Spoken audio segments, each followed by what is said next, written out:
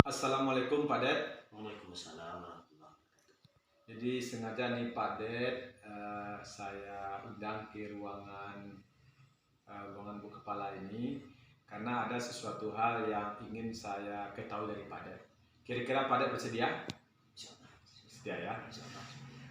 Jadi saya perhatikan Pak Ded itu kan pernah ketika upacara bendera itu spontanitas, ada pertanyaan kepada siswa, siapa yang sholatnya penuh. Nah, ternyata tidak banyak yang menunjuk tangan. Nah, jadi itulah yang menjadi pembicaraan kita pada hari ini. Nah, kira-kira Pak Ded selaku guru agama, coba ceritakan kepada saya selaku wakil kurikulum, apakah permasalahan tersebut benar adanya atau bagaimana? Silakan. Terima kasih. Mengenai komitmen anak dalam mendirikan salat, tepatnya salat maghrib semalam, tentu ada mereka yang sudah bagus komitmennya, ada yang tidak. Di sini ada buku panduan kita buat, yaitu namanya diari ibadah. Dari diari ibadah itu dalam sekali seminggu diperiksa sambil mengambil absen. Dia mengambil absen anak, langsung tanya berapa dia salat dalam seminggu, berapa yang salat, berapa yang tidak. Kalau hanya salat wajib saja kan 5 kali 7 35. Ini di dalam catatan saya itu kisarannya 30 dan 30, 32, ada juga yang sampai 35. Ada juga yang di bawah 25. Ada juga di bawah 25. Kalau di bawah 25 artinya dia meninggalkan salat wajib itu dalam seminggu sampai 10 kali. Nah, yang di bawah 25. Tapi yang 35 ada juga. Nah, sekarang kondisi seperti itu kita sikapi dengan membuat diari ibadah ini makin hari ada peningkatan. Jadi kalau biasanya dia minggu ini sedikit salatnya, minggu besoknya meningkat. Nah, ini kita kasih arahan kenapa banyak salat yang tinggal. Baik Pak Ded, jadi memang berarti topik pembicaraan kita hari ini tentu kita ingin mengetahui bagaimana penyelesaian masalah anak untuk bisa sholat 5 waktu. Coba kita identifikasi, kira-kira menurut Pak Ded apa nih penyebab anak ini malas mengerjakan sholat ini? Setelah kita bertanya kepada anak Ya. yang tadi ada sampai 25 sampai 10 tinggal Tinggal dalam sampai seminggu ya. salatnya dalam seminggu ini. Ya. Seminggu. Lalu kita tanya penyebabnya, yang pertama malas. Malas ya, malas. Yang kedua faktor kebiasaan di keluarga. Kebiasaan di keluarga. Bahkan ada dulu yang mengaku dia menangis lah bahwa memang di keluarganya tidak sholat. Jadi caranya bagi kita dimotivasi dia dengan satu cara, bagaimana kalau kamu menjadi pahlawan di rumah tangga itu. Anda sholat, kemudian yang lainnya akan mengikuti. Akhirnya dia bersemangat, tumbuh semangat. Nah, yang ketiga pergaulan. Nah, berarti kan saya sudah dapat masukan itu penyebab-penyebab kenapa siswa ini malas sholat. Nah, mungkin di pengantar tadi Pak Ded juga sudah sampaikan, coba disampaikan lagi, kira-kira apa yang terfikir ini, usaha yang akan Pak Ded lakukan, mudah-mudahan ke depan nih, kalaupun tidak akan sholat setiap hari, minimal mengurangi. Nah, mengurangi, tadi kan laporannya dalam seminggu itu ada yang sampai 10 kali, kan banyak ini. Nah, waktu sholat itu 5 kali sehari. Ini kalau dikali misalnya seminggu 6 hari saja atau 7 hari saja, ada 35 kan? Nah, 25 dia yang sholat. Kira-kira terpikir oleh Pak Ded, coba disampaikan lagi bagaimana triknya supaya mengurangi. Yang pertama dilanjutkan pembinaan melalui diari ibadah ini. Ya. Kemudian mana yang di bawah itu jumlah salatnya dalam seminggu itu dibuat dalam catatan nilai masuk, itu nanti kita jadikan semacam Cuannya. atau semacam pertimbangan untuk nilai PAI. Ini mungkin karena ada nilai PAI yang langsung, ada yang tidak langsung.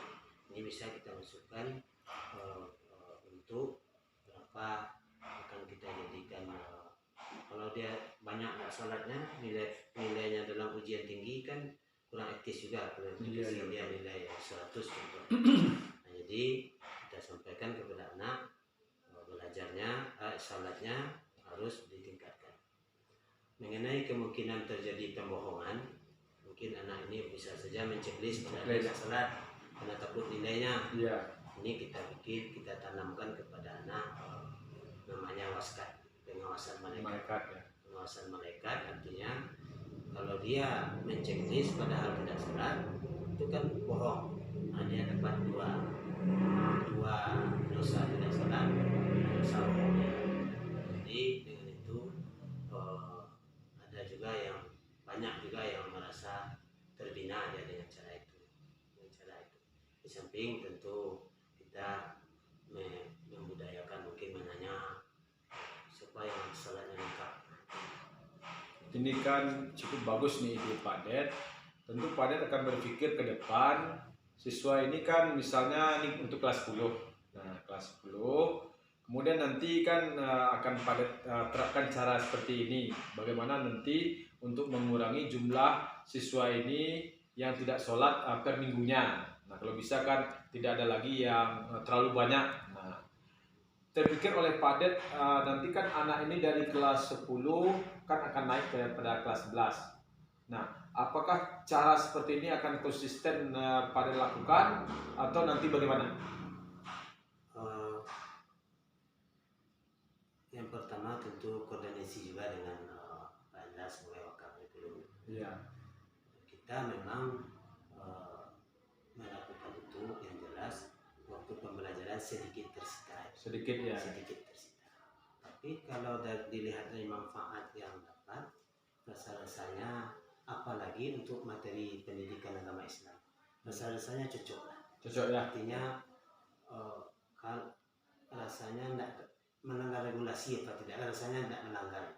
Kalau untuk pelajaran agama ya. Pas dia absen, pas panggil anak satu, si A panggil, kemudian cek 1, 2, 3 berapa yang kurang. Nah, kemudian dia duduk lagi.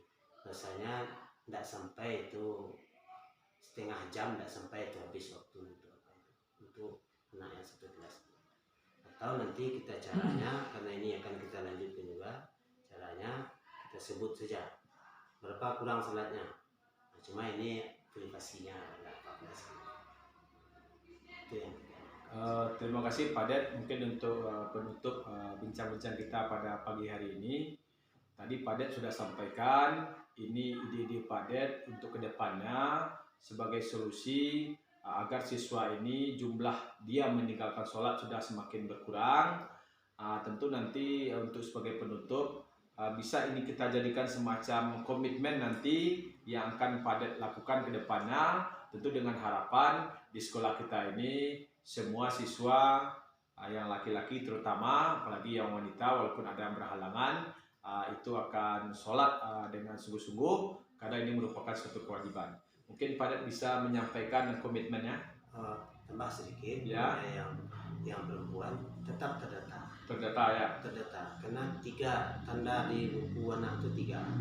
Kalau salat checklist ya, berhalangan strip ya. Kalau tidak salat silang ya. Jadi kalau dia salat checklist, kalau dia berhalangan yang perempuan itu strip ya. Nah, ketika dia strip itu terhitung salat karena tidak kemauan dia. Nah, ketika dia tidak salat karena bukan kena berhalang, itu silang. Itu tambahan informasinya dalam. Jadi kalau dia strip, tapi kalau anaknya strip setiap minggu ini ditanya ini, bahkan ada yang dilaporkan sama Pak Enda sampai di bawah dia puskesmas. Kenapa? Karena dia strip terus ya. Ada pula checklist terus, dia perempuan udah 3 bulan, akhirnya kan dibawa ke puskesmas. Nah, Jadi komitmen kita Ya. ini kita lakukan untuk kelas 10, Ya. untuk kelas 11 dan kelas 12 dengan meminimalisir waktu yang terbuang percuma. Rasanya andaikan itu kita lanjutkan tidak akan terjadi pembuangan waktu. Iya.